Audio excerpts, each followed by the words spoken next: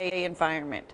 Or does your pet interact well with other animals? Because there's big differences between different kennels or your veterinary hospital. Often we have pets come in to stay with us because they do have medical needs, and we do have medical people that are there daily saying, oh, something's changed. So that's a good option if you need to be paying a little bit more attention.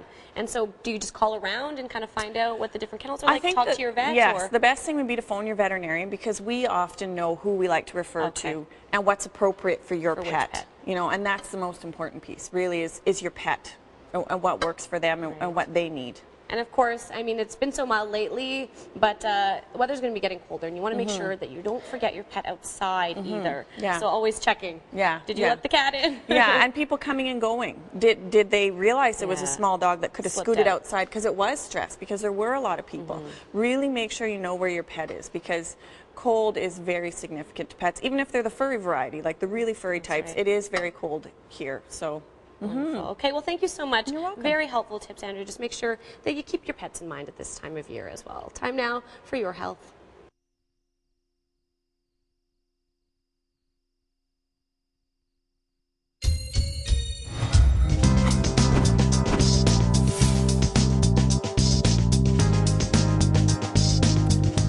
That's right, it's Paws and Claws. Now, we all know it's the new year and people are making resolutions maybe to eat healthier. But what about your pets? Are you feeding them the right foods? Are you doing the right things? Well, we asked you Winnipeggers what you're feeding your pets. Let's take a look. I think a lot of dogs have food allergies now, and so we're actually trying out some new dog food to see if it works better for her, just in terms of skin conditions and things like that. He gets what he gets, and he's.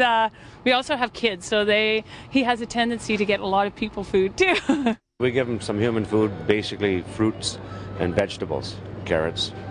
They love oranges, just different, but no, we don't give them much human, no junk food. So they seem to be healthy and it's working good. Sometimes, I'm sure some stuff that we feed him, not intentionally, but definitely unintentionally, is not probably the best for him. But sometimes the dog's definitely faster than you are to grab scraps that fall on the ground. All right, there you go. That's what you had to say. Hi, Andrew. Nice to see you. Andrea Rendersback, the practice manager, Animal Hospital of Manitoba. A few people just really giving their dog or cat's people food. Not a good idea.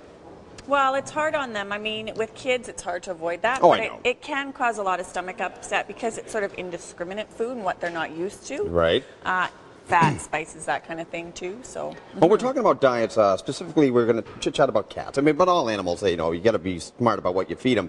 There's so much stuff on the shelves. I was talking to some coworkers. They got stuff for puppies, middle-aged dogs, older dogs, and cats, too. And how do you know what to feed them? There's store diets, you know, the food, that formulated stuff, and there's research diets that I just learned about. Tell me a bit about that.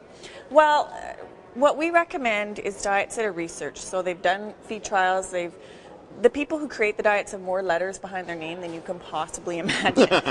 And they spend the time and the energy finding out what ingredients do together for your pet, be it an older pet, a younger pet, et cetera, et cetera. Sure. So it's really hard for us as a non-science person to figure that out ourselves. So we recommend our clients, you know what, purchase those diets. They've done the research, they've done the homework, they know the longevity, they know the pluses and the minuses, the protein, the salts, everything else. And where to find it is through your veterinarian. Okay, ask questions.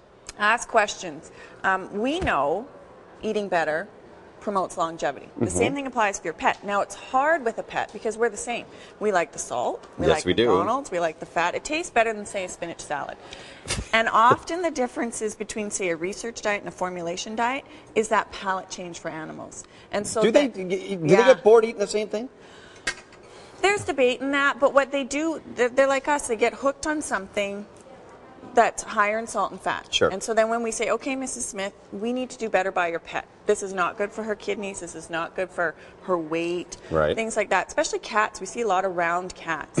And it's because they're indoors. I own one. Yeah.